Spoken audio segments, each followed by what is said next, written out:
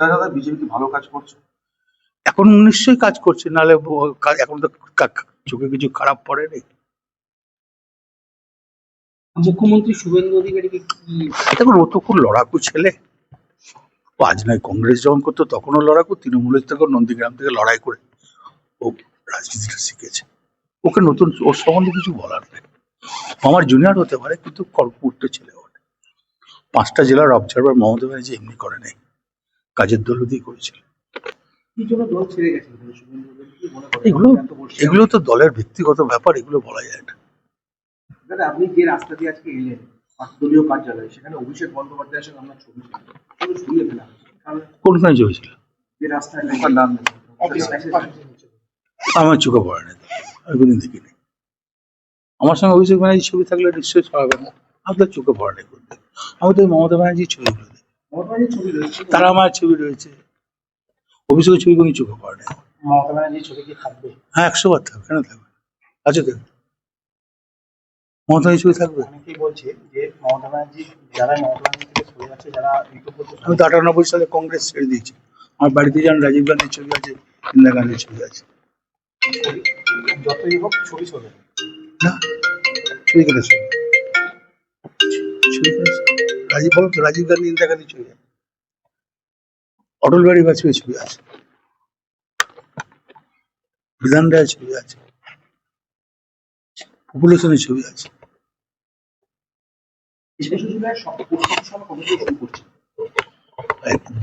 বুধবারে কলকাতায় ঘুরে আসবো, তারপরে কোনো কি দলীয় বৈঠক যাবে দেখতে পারি। ইতিমধ্যে কি কর্মীদের নিয়ে আপনার কি ফোনালাপ শুরু হয়ে গেছে? আমার তো আগেও তো যারা আমার ব্লক প্রেসিডেন্ট আছে, তারা যখন দল হেরে গেল তখন থেকে তো রেগুলার আসছে, কেউ তো পালিয়ে যায়নি, কোনো দলে যায়নি। তৃণমূলের একাধিক কাউন্সিলরদের সঙ্গে ডিম ছোড়া হচ্ছে, এইগুলো নিয়ে কি বলবো? এটা তো যত ছুটবে তত লাভ আমার। সাধারণ মানুষ তো ভালো চোখে নিচ্ছে না, এবং সব মিউনিসিপ্যালিটিতে ছুটিয়ে কাজ। এটা কি কাম্য কখন ডিম ছোড়া? এটা যারা ছুটছে, পার্টি অফিসে ভেসলেন্টে নয়, খাস জমিতে নয়, পিডব্লিউ জায়গায় নয়, এটা ট্রাস্টি পার্টি অফিস।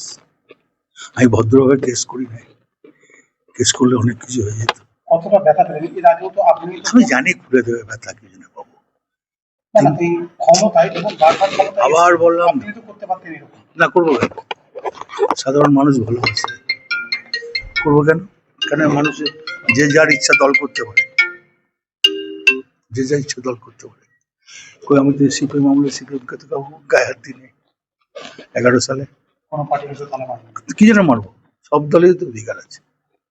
যখন শুনলেন যে পার্টি অফিসে তালা মারবেন, কতটা? আমি সঙ্গে সঙ্গে এসপি কে বলেছি, আমি সমীর ভট্টাচার্যকে, বিজেপি সমীর ভট্টাচার্যকে বলেছি, উনি বললাম আমি দেখছি। ঠিক আছে দাদা, শেষ প্রশ্ন, আইপ্যাককে নিয়ে কি বলবেন? ওটা জঘন্য প্যাক।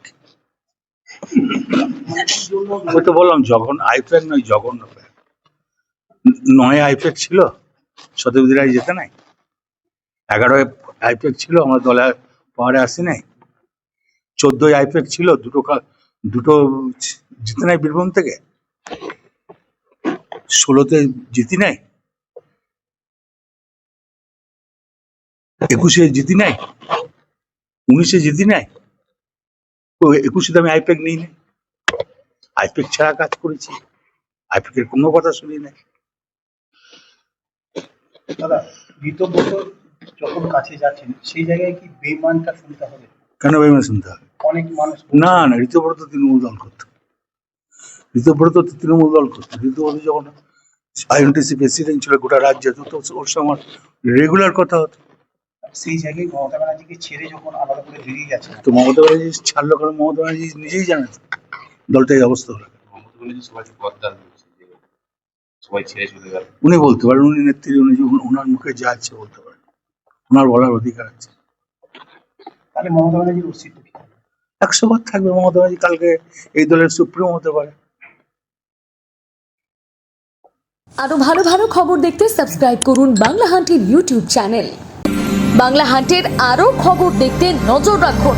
বাংলা খবর মানেই বাংলা হান্ট।